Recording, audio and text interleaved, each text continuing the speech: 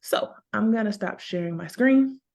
A part of our event, our Grace Gathering, is that Friday we are going to have a girl talk. We'll have a panel with different women who will kind of share their experiences. But leading up to it, we knew that we wouldn't be able to cover like all the experiences that we have as women. But what we are planning to do, or what we're doing since the beginning of this month, is we have been talking to women in different capacities and giving them the opportunity to share their stories. Tonight, I am joined by the lovely Linda Smith, and she's going to talk to us about motherhood. So I'm going to turn it over to Linda to tell us a little bit about yourself and also your family. Thank you, Belinda, for inviting me, and I'm so excited to be here. And I hope I do Women of Grace justice, make everyone proud. So You will. Thank you. Again, I just want to say thank you for the invite and giving me this platform to just share my story. And I'm hoping that somebody finds some strength in that. But I am a wife and I am a mother of two beautiful children. Actually, I'll say I'm a mother of five. I have three bonus children. And then I have my two little ones in the home with me. And that is John, and he is 17. And then Chloe, she is 4. So just about my kind of day-to-day as a mother, my journey it's been includes a lot of love and a lot of challenges and a lot of learning and praying. So that's just a little bit about me. You forgot to introduce your husband now. It's not just Oh you. yeah, and yes, my husband Corey. He is a wonderful, wonderful, patient man. He has the patience of Job, and I am so glad that God blessed me to have that man. So yes, you are Awesome. correct. Thank you for sharing. So tell us a little bit about your children and their journey. Okay, I'll start with John. He has a acute Crohn's disease. It is more common than Chloe's, I guess, ailments. However, it is very uncommon for someone John's age, and he was diagnosed at age 13. To be diagnosed at age 13. So for him, a lot of doctor's appointments to get to a diagnosis because they had never really seen it in someone that young. A whole lot of notebooks and journals writing down daily symptoms until he got down to about 60 pounds was his lowest at 13 years old. And I think that kind of forced them. He was really emaciated, so you can kind of see his skeleton, ribs and face, bones, everything. And so that is kind of what brought about his diagnosis. So he was 13. And then Chloe, sweet little angel, she's 4. She has, I guess, a couple of different ailments. And I'll say she has a traumatic brain injury. And she was, I don't know how to shorten hers. She was attending daycare and she was dropped at about 15 months old.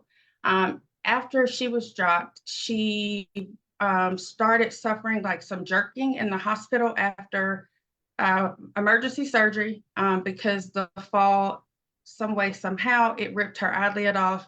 And so she had to have emergency surgery. So she had a traumatic brain injury. And then the day after, she started with some jerking movements. And that's put us on a path of a lot of testing to figure out kind of what was causing that.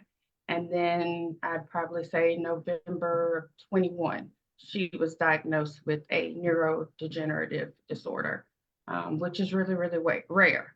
Maybe about 300 to 400 people globally have it. So yeah, a lot of So just for clarification, was before Chloe was dropped, she was a normal, happy baby, no issues.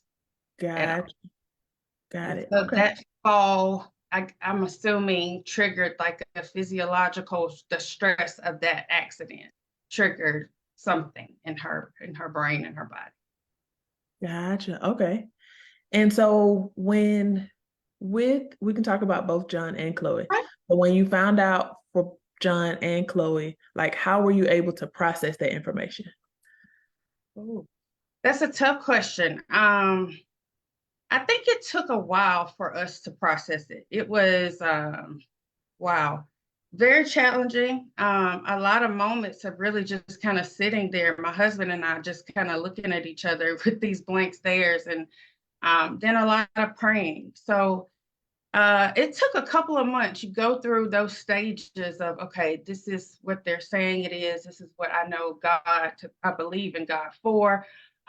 It's just kind of like a back and forth. I think we were numb for a while until we were actually able to go through those stages of grief and um, almost it was a loss, so to speak, and then acceptance.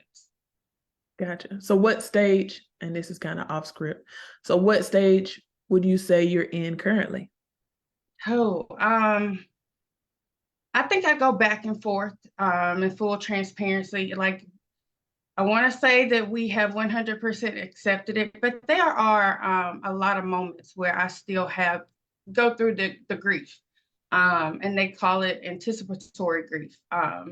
Because hearing, from a medical professional that your child will not live as long as you, and you should start making plans, it kind of triggers a lot in you, and you get a new, I guess, outlook on life because you're trying to, how do I process what they're telling me and almost try to plan for her not being here at the same time. But then still keeping my faith in God and knowing, whether he heals her on this side of heaven or if it's for, the other side, being okay with it. So I'll go back and forth to answer your question. Gotcha. And so like how has your faith played a role in this journey? Um, that's a good question. I trust God with everything I got. Like, there is no other option for me. Like, no matter what it costs me, or whatever it is, that's all I know. That's all I got. So I know that, I'm 100% convinced of who God is in my life, who he is. And I believe that, period. Like, at all times and all things, no matter what, you know, I know that that's all I got. So Mhm. that's how it plays a huge part, of my faith, because I have to believe. It's not an option for me. And I'm gonna go off topic again. Do you think that,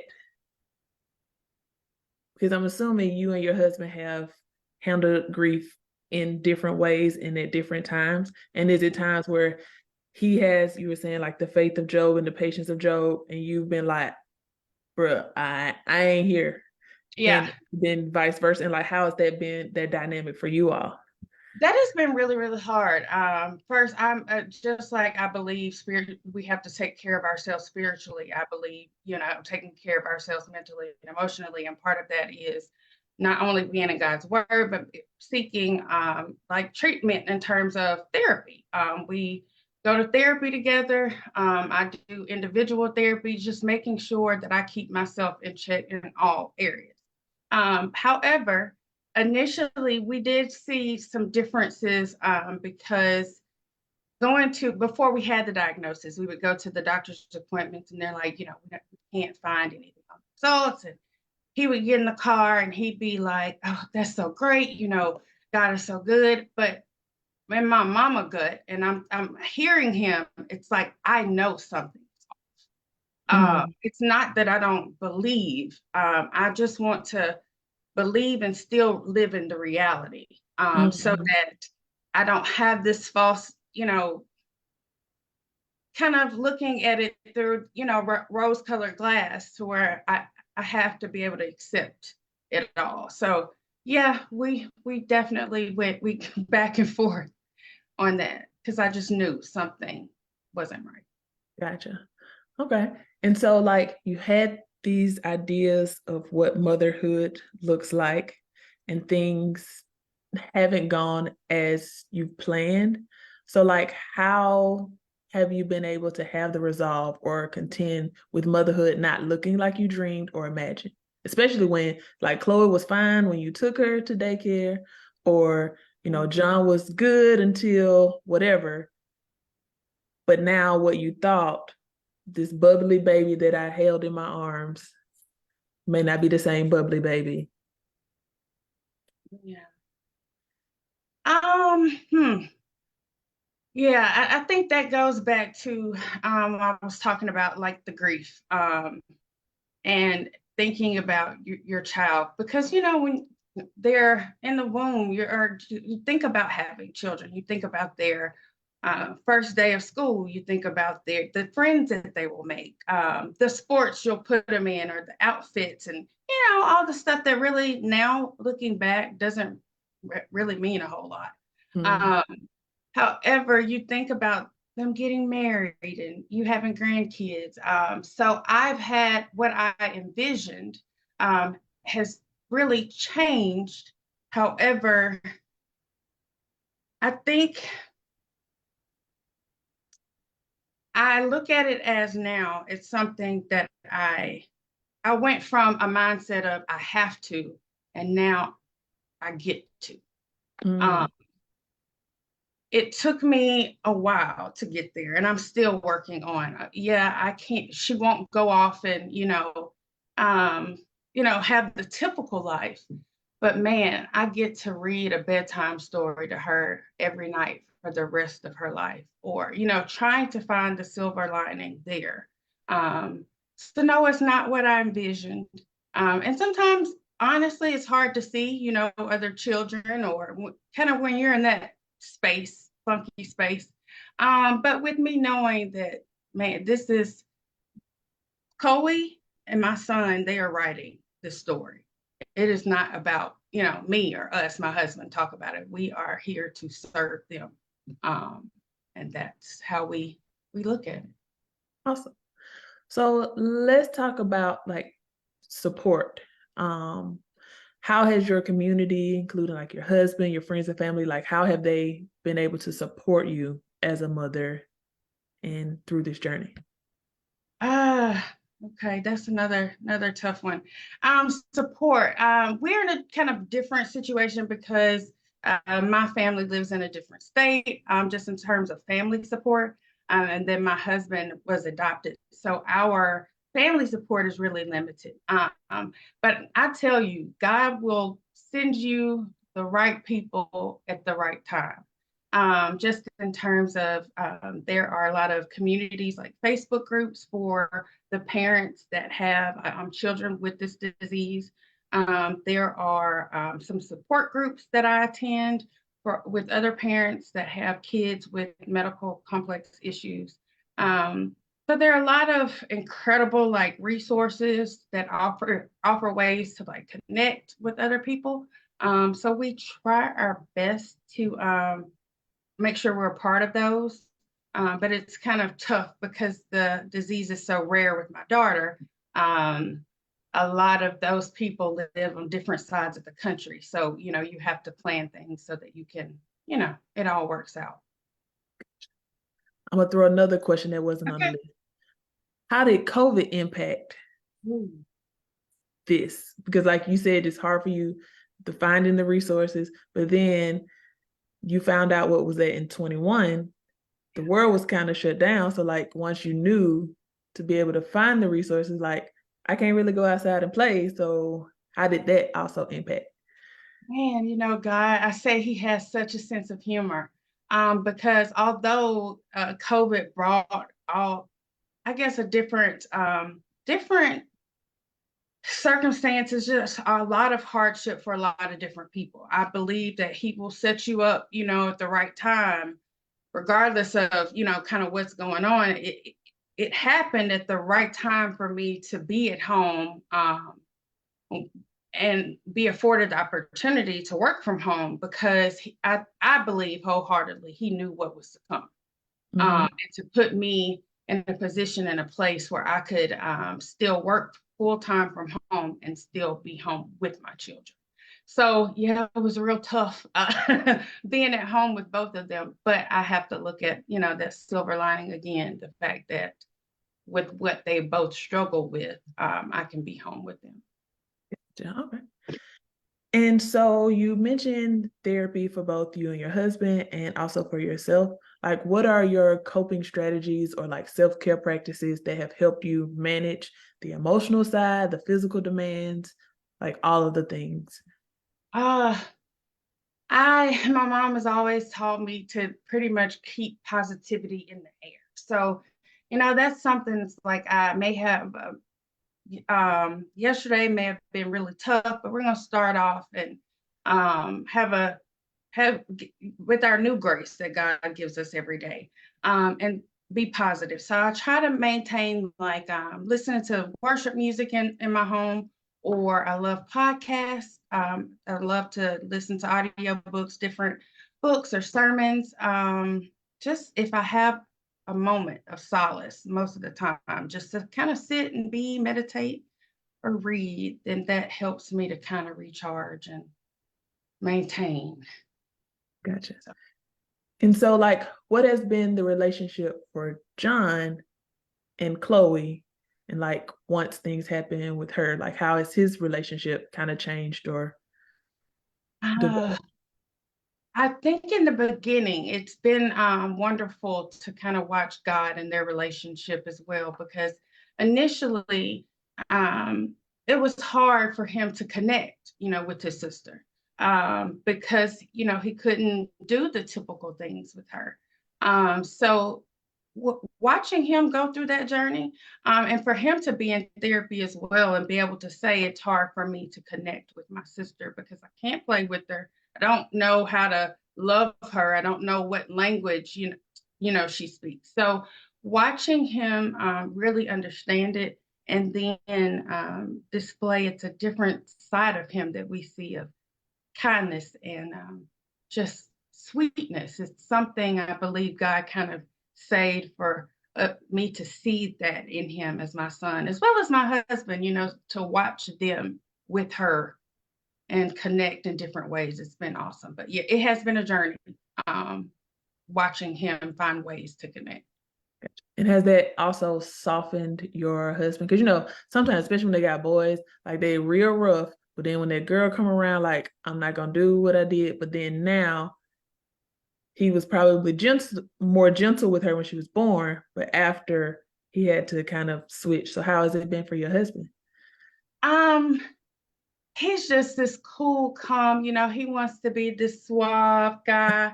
But he is such a softie when it comes to Chloe. And again, I think it has done different things for his relationship with her as well as our relationship, because God is allowing me to see him in different ways. And, even with singing the nursery rhymes or reading to her, I can just see, because with my bonus babies, I didn't get a chance to see him in that light. So Chloe is totally different, and I just love it, and I'm so thankful for it. You were so rough and tough, and look at her. I know it. And he can wrestle with my son, and then when it comes to her, it's like, oh, that's my baby, So it's a blessing to see that. Awesome. So, how has the experience of parenting children with, and correct me if I'm wrong, is neurodegenerative diseases like shape your perspective on motherhood and like family dynamics?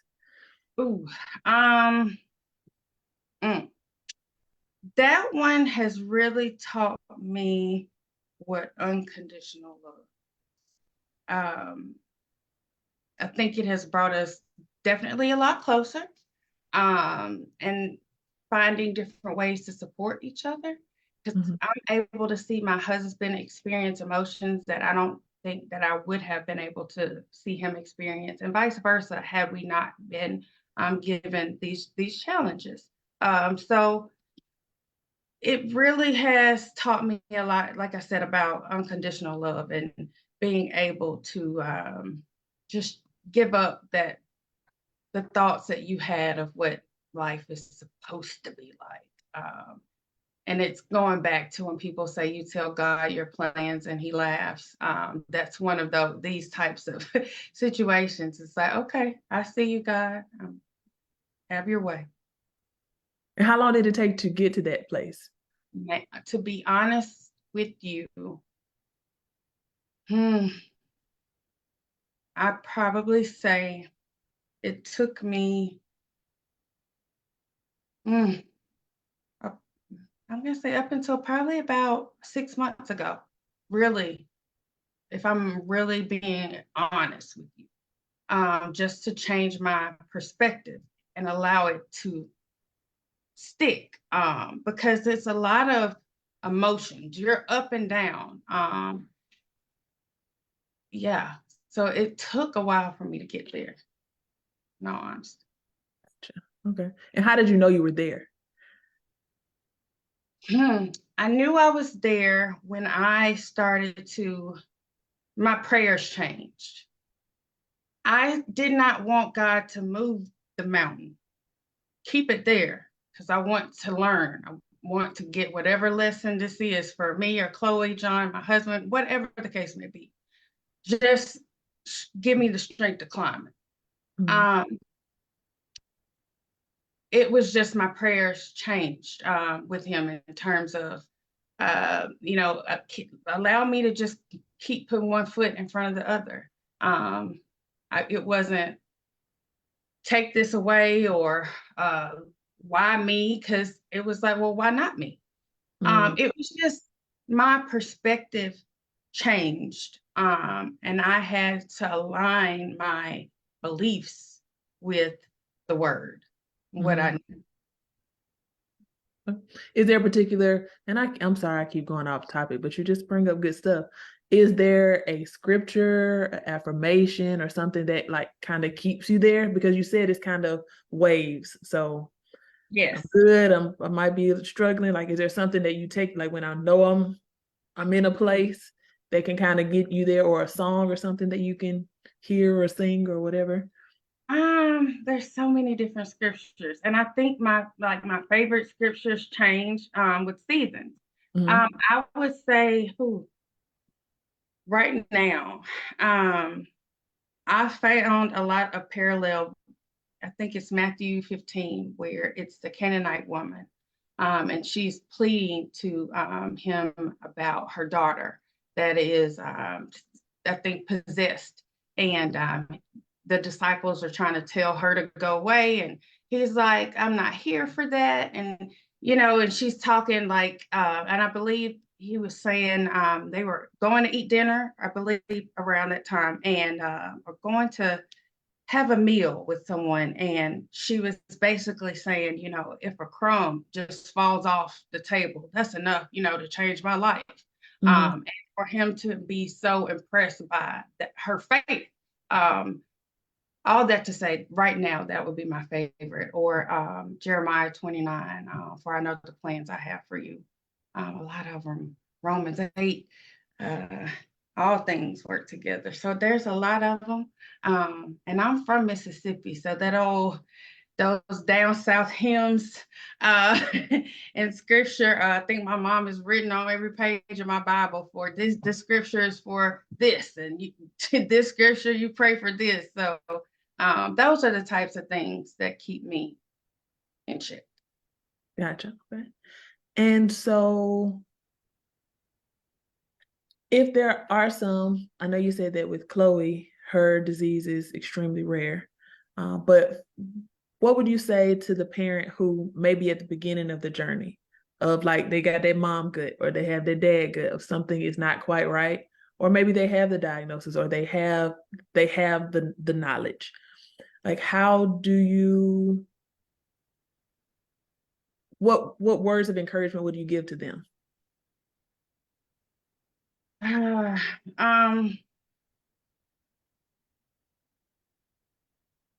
Or what would you have wanted to hear at the start of the journey? However you Give wanted to. yourself grace. It's okay to struggle and go through those highs and lows.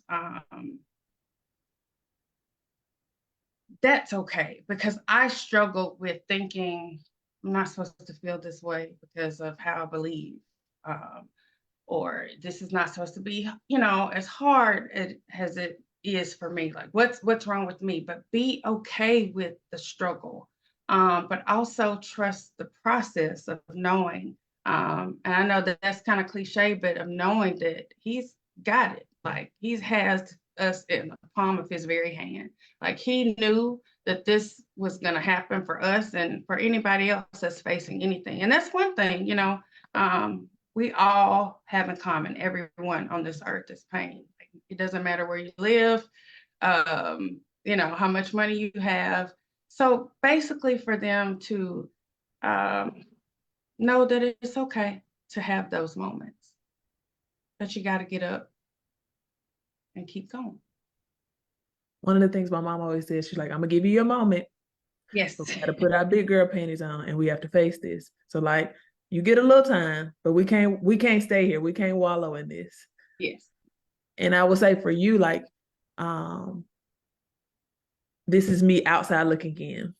And like I know you from like a coworker perspective, and you're the queen researcher. So I'm sure late in the midnight hour, early in the morning, all day long, you probably had 87,000 pages. Like you had the whole medical dictionary and you brought it to your appointments. Like, this is what I see. WebMD told me X, Y, and Z. Yeah.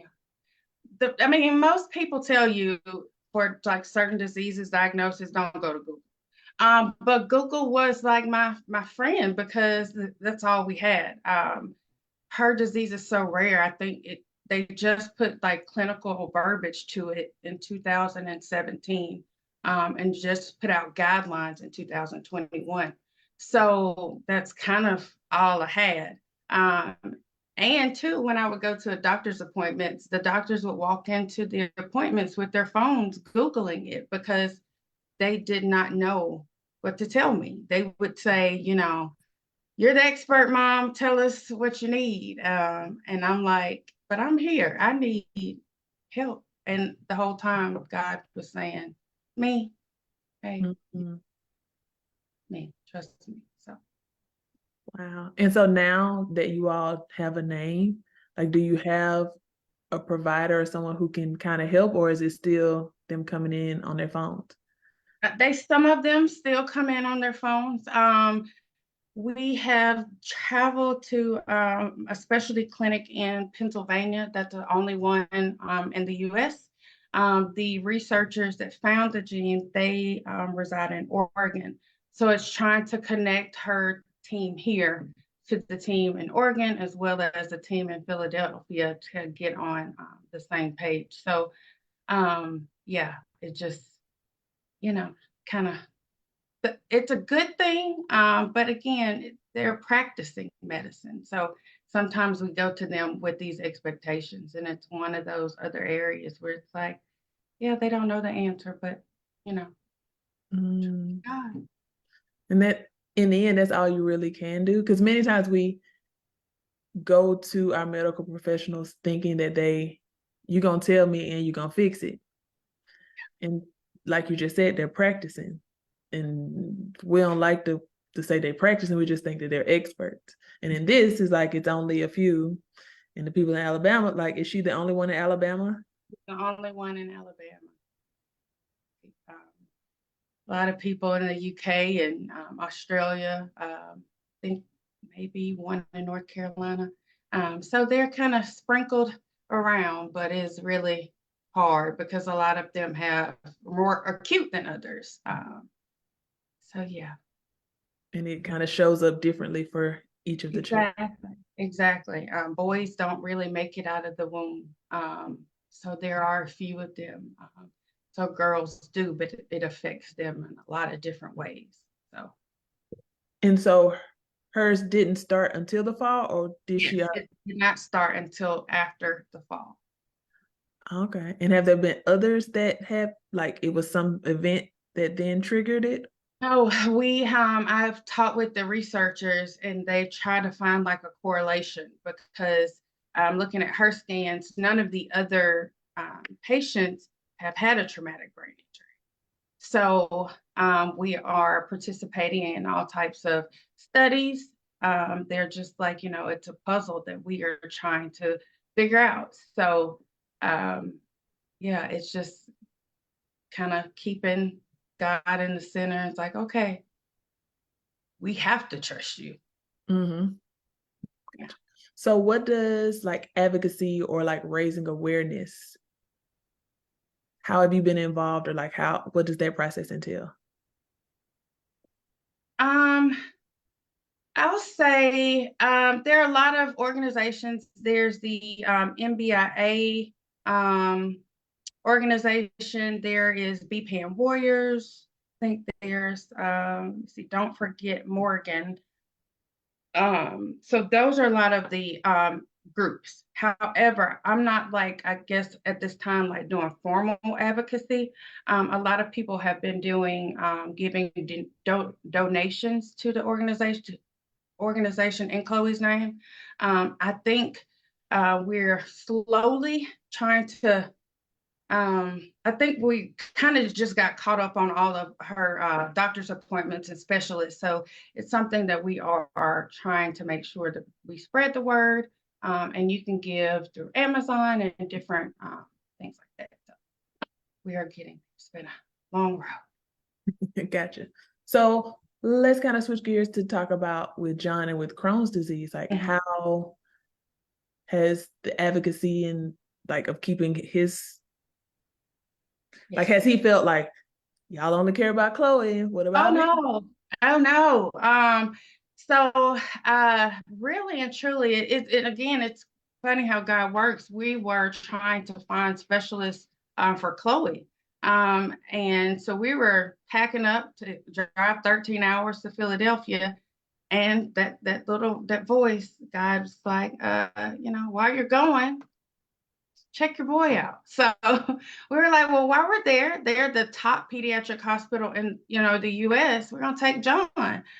So God worked it out for us to get him a second opinion. And actually the trip was more beneficial for him than Chloe. So it kind of works out where he's like, we're taking Chloe, but yeah, you're going too.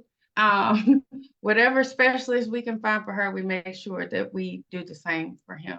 So yes, I And just so worked it out. what does advocacy, because you said he's one of younger Mhm. people with like Crohn's, like how has that process been? And for those who are living and managing Crohn's disease, what does that look like? There is a colitis foundation that we're a part of. They have like a lot of I'll just say since COVID hit, they're still doing a lot of those virtual meetings. So we do sign up for those. And they're more just educational, a lot of different doctors, and then they have guest speakers. I think what has been great for John is that he's actually able to see. He was actually able to hear Tyler, the guy from Everybody Hates Chris. Uh-huh. What is? Yes, we did not know that he struggled with Crohn's disease at an early age as well. So having people that my son actually looks up to and sees like on TV come and tell his story, it's really interesting, especially just as a young Black man Mm-hmm. as well, just to be able to hear I'm still able to function and live a normal life if I do A, B, C, and D. So, what that looks like for John. Gotcha. And that I'm sure that helps to reiterate, like that means you got to take your medicine. That means you got to do X, Y, and Z.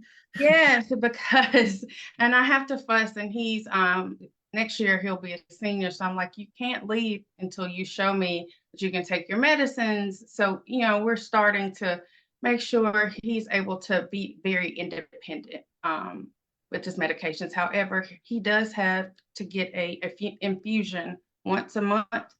So we have a nurse that comes in to give him infusions, and they take about 4 hours each time. So we're just trying to get him ready and prepared.